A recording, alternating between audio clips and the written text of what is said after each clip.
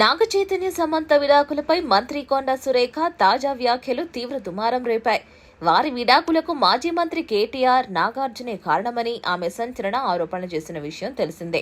Social మీడియాలో Congress, BRS తో పాటు చైతూ శామ్ ఫ్యాన్స్ మధ్య పెద్ద ఎత్తున చర్చ నడుస్తోంది.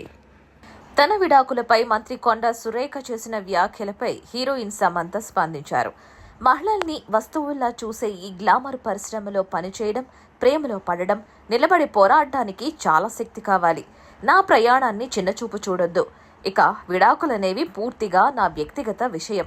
అది ఇద్దరి అంగీకారంతో ఎటువంటి రాజకీయ కుట్ర లేకుండా జరిగింది. దయచేసి నా పేరును రాజకీయాలకు దూరం పెట్టండి అని ఓ ప్రకటనలో సూచించారు. హిట్ టీవీ యాప్ ని డౌన్లోడ్ చేసుకోండి. ఇందులో short news, live news, entertainment movies అన్ని అవైలబుల్ గా ఉన్నాయి. Please download Hit TV app. Hit TV app hit TV యాప్ని ఫ్రీగా డౌన్లోడ్ చేసుకోండి.